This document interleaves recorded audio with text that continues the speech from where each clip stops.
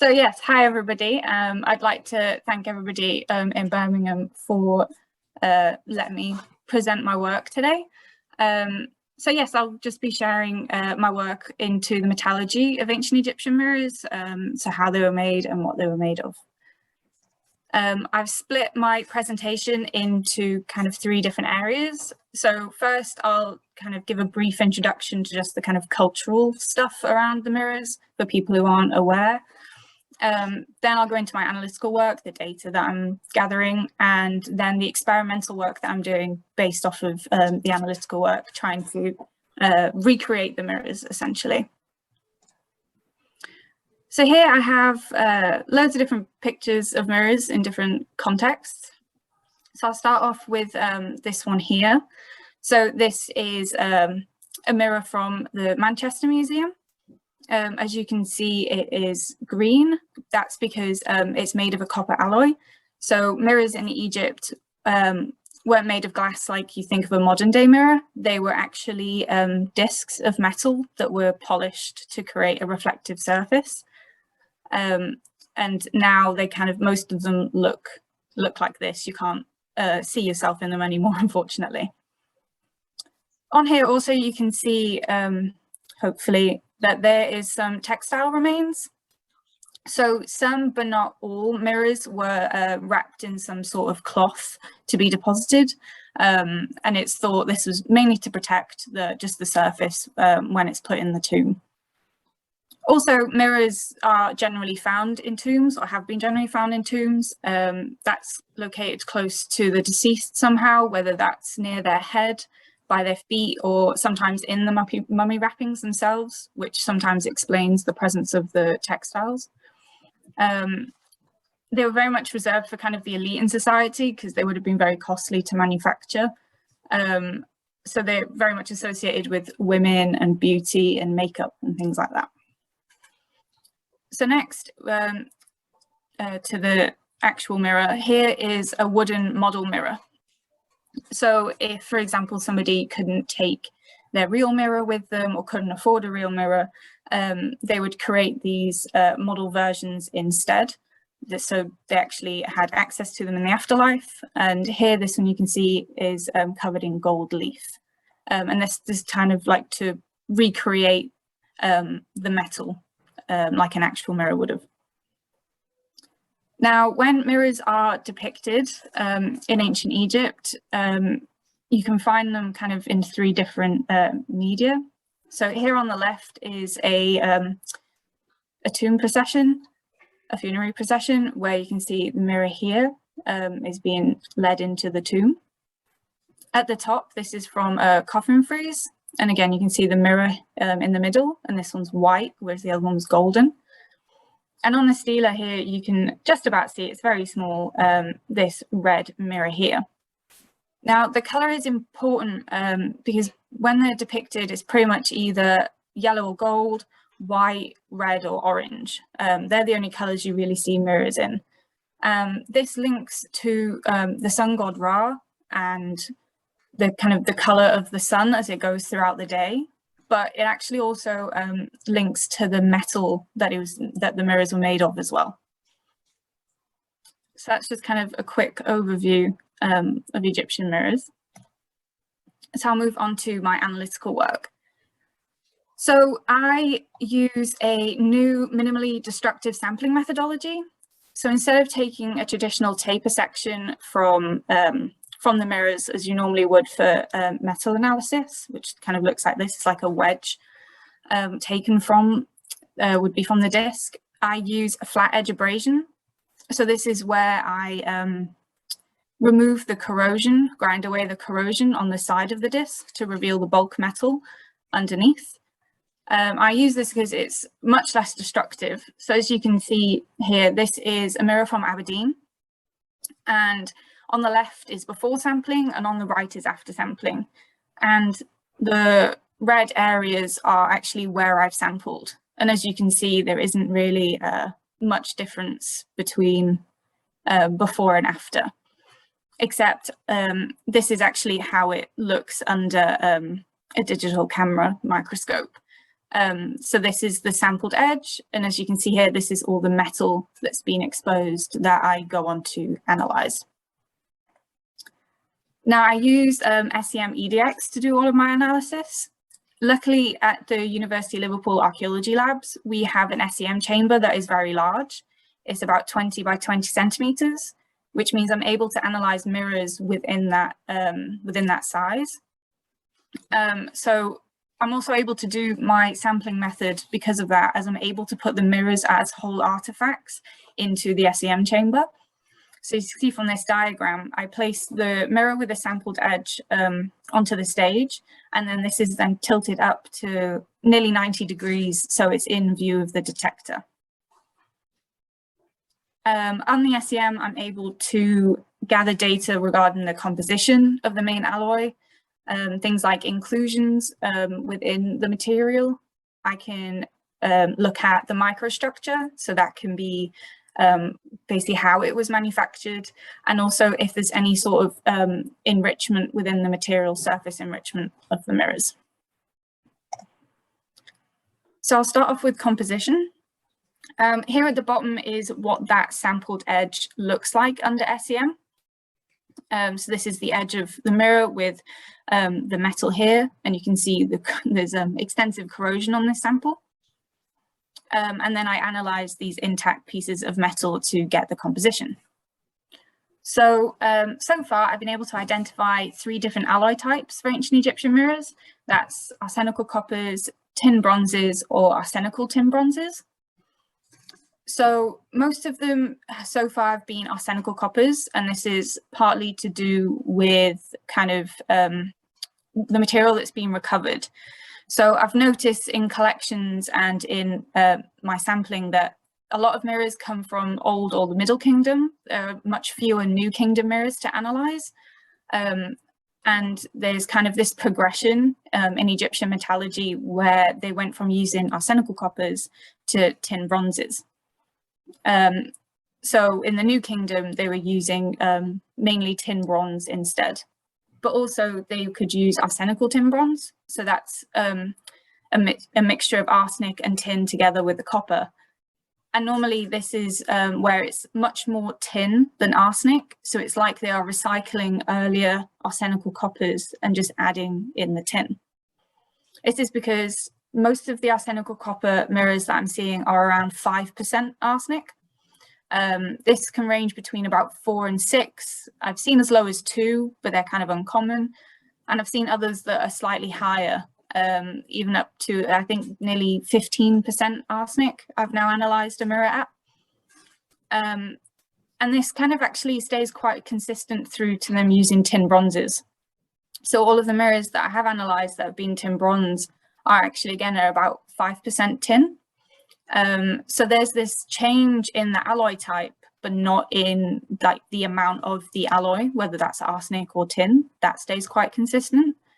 And then there's this transition period where they kind of mix the two together, like I said, with the arsenical tin bronze. So that's kind of from the Middle Kingdom through to the New Kingdom before tin is kind of regularly used. So that's kind of the main composition of the mirrors. Next, then I analysed the microstructure. So this is how they were made. So you can see here that they were made of, they have a recrystallized granular microstructure. And that essentially means that they were heavily worked. They went through multiple cycles of hammering and annealing. This would be to increase the hardness of the metal and also to give it its shape.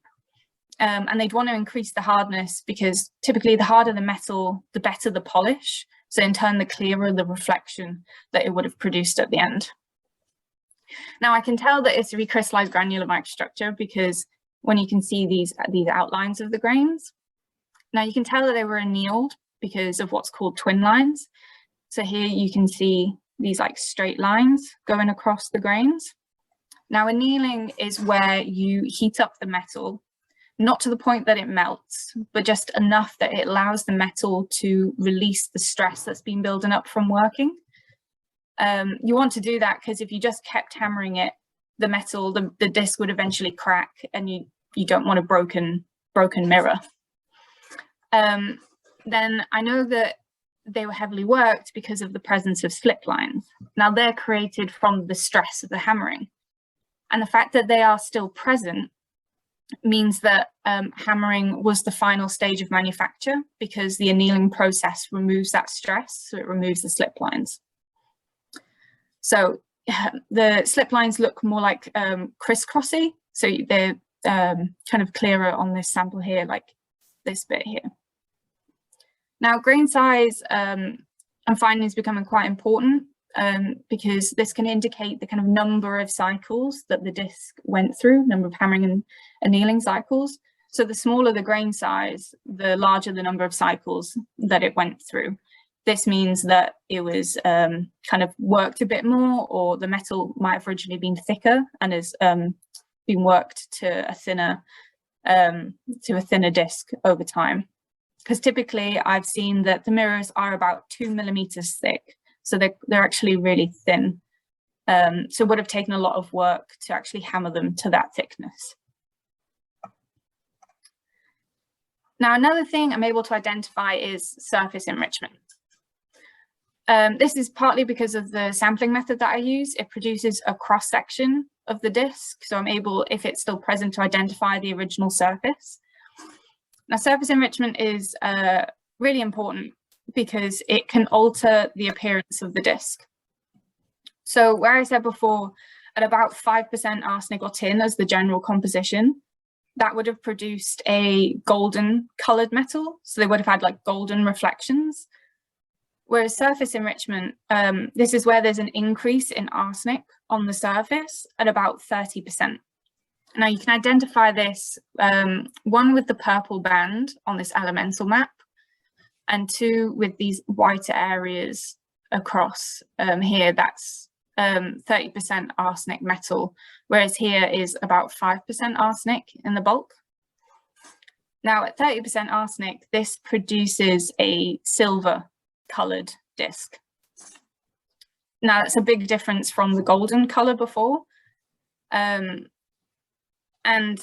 we're not entirely sure how they were doing this, how they were making them. So part of my research is looking into the different options.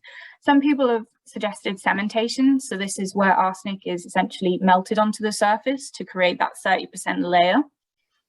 And it looks like that might have been the case with this mirror here. However, arsenic will readily separate within copper. There's this natural sort of coring process that will happen where excess arsenic will move its way to the surface. And how you can identify that is what's called interdendritic feeders. And these are essentially channels of high arsenic going from the core to the surface. And you can see these present on this sample here. The core is kind of down here, and then you can see these channels moving up here.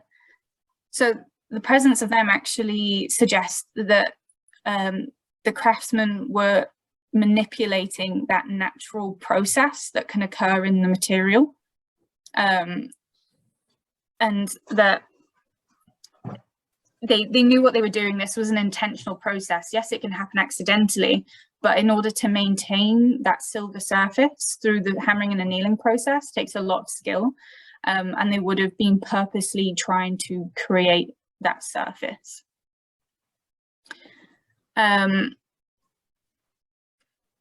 So that's kind of the analytical side at the moment. I'm still analysing mirrors because I'm only in my second year, trying to gather more data on things like surface enrichment and whether I can find more evidence of these feeders or whether it is more cementation. So that's kind of to be continued at the moment.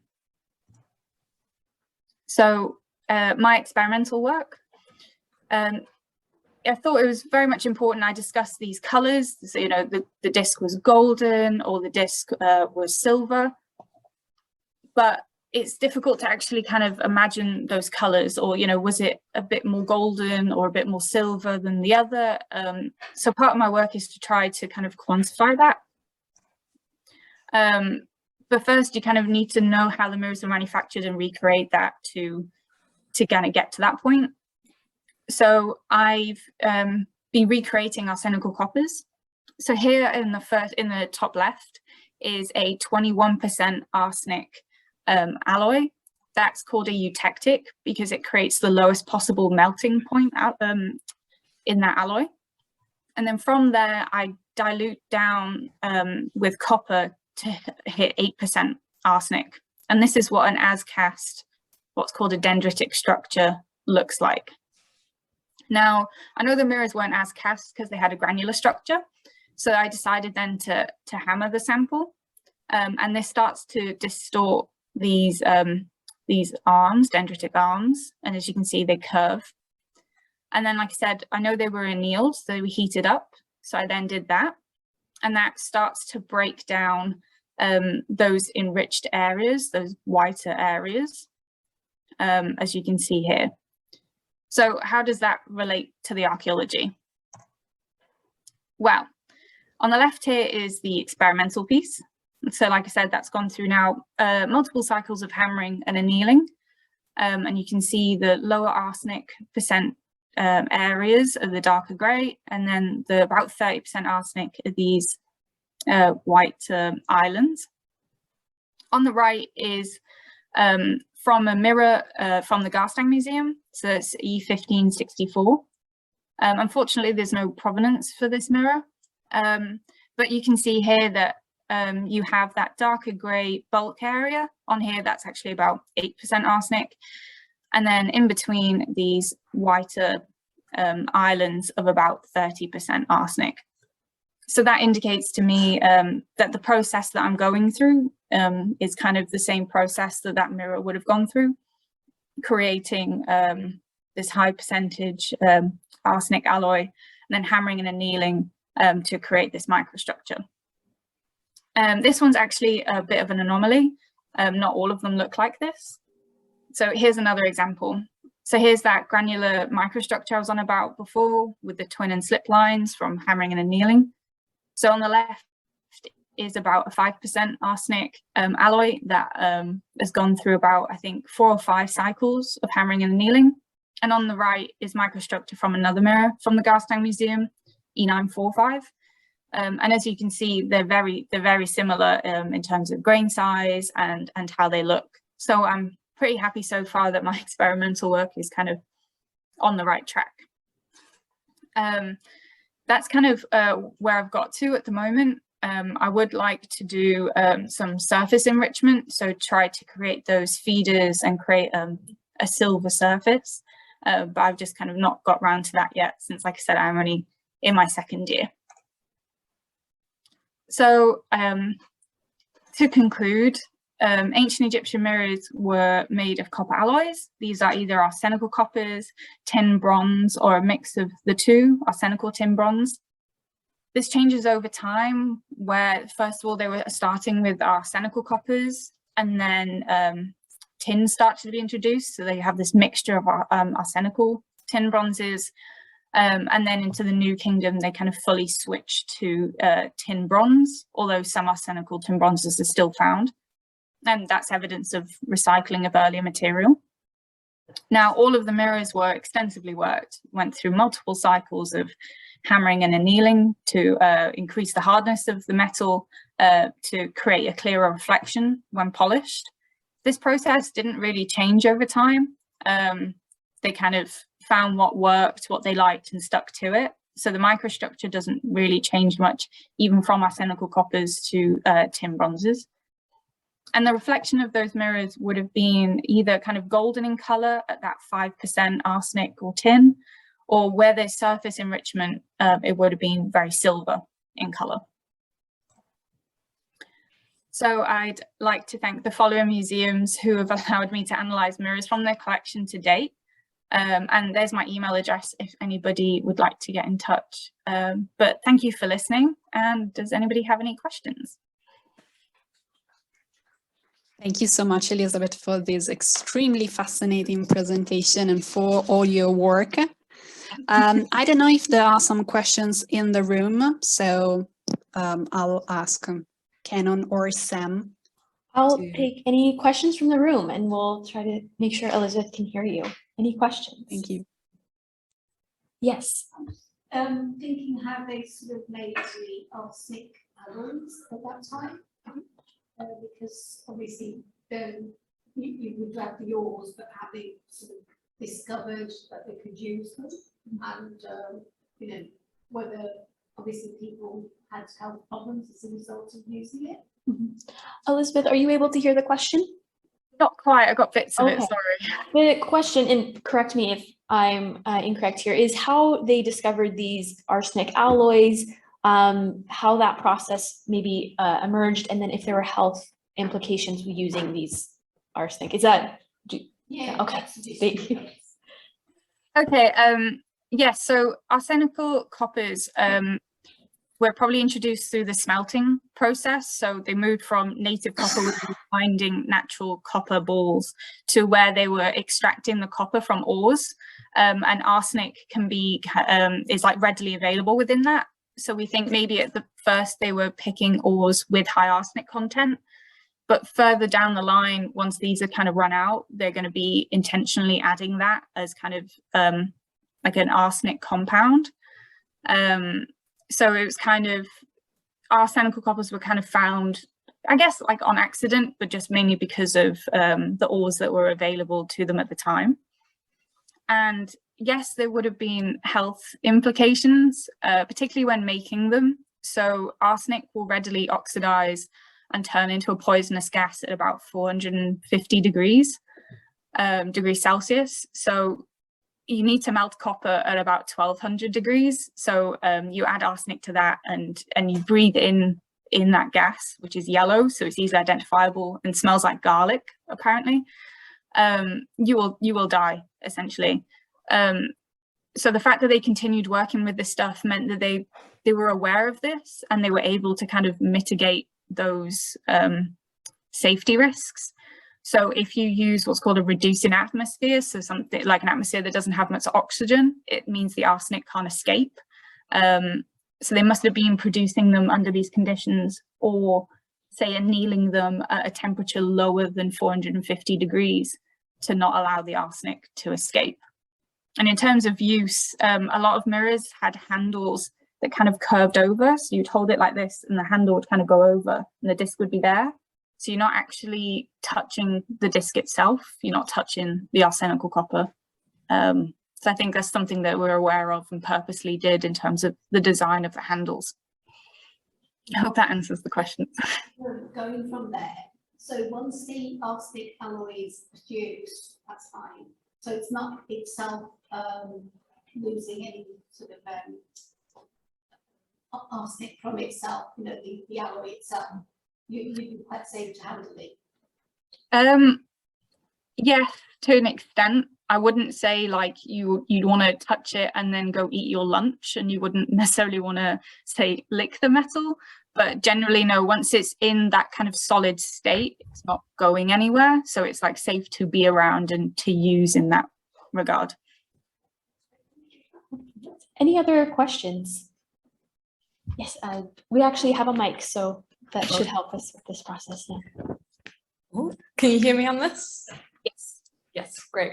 So you spoke a little bit about how the material changed through time periods, but I don't know, like with Sam, region and provenance is difficult with a lot of artifacts. So with any of the mirrors that you've analysed, have you found that like the products and the composition has been, say, purely from what's available, like the mines in that region, and that has had an impact on what the mirrors are made from, or is it kind of universal depending on time period?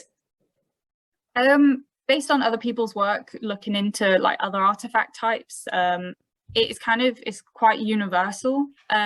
Perhaps where you see the arsenical tin bronzes, so they're recycling early arsenical coppers, that might be due to availability, because tin wasn't readily available in Egypt. They had to import it. So that could be kind of a regional issue at different times if they couldn't have access to tin. But generally, you see this transition from arsenical coppers to tin bronzes all over Egypt.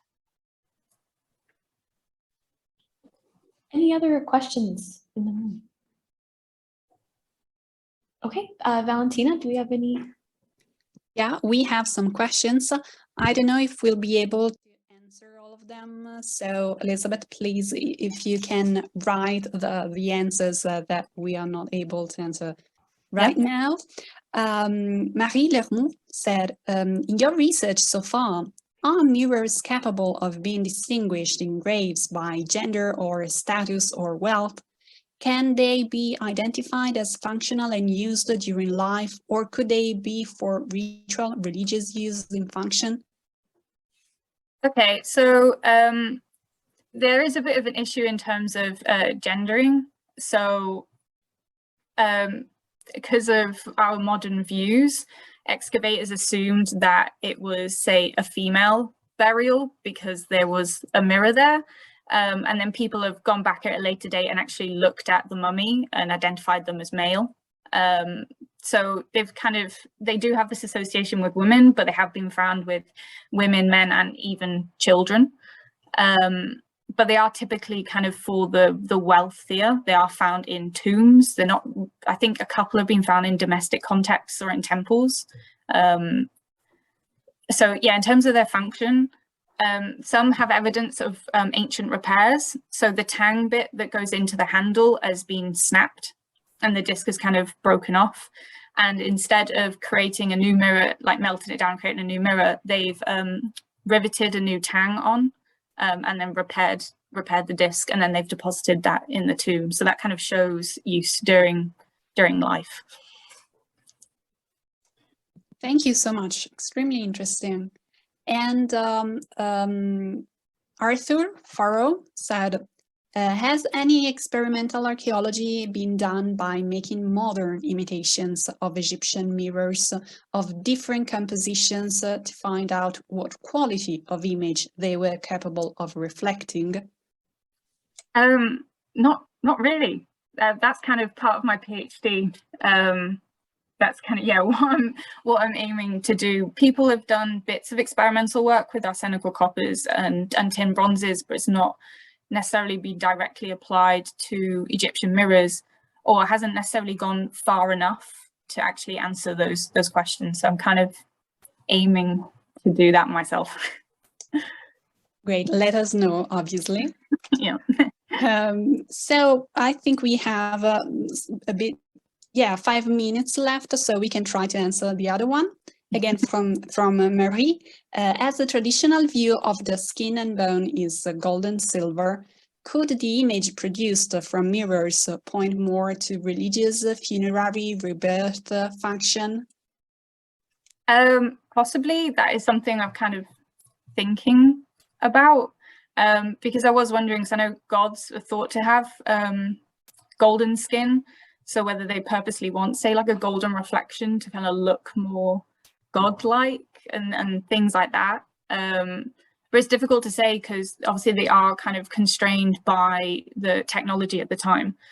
So it kind of all mixes. So it's difficult to say if one came before the other. Were they aiming for gold and silver because of that connection with skin and bone, or did they make the connection because the metal looked gold and silver?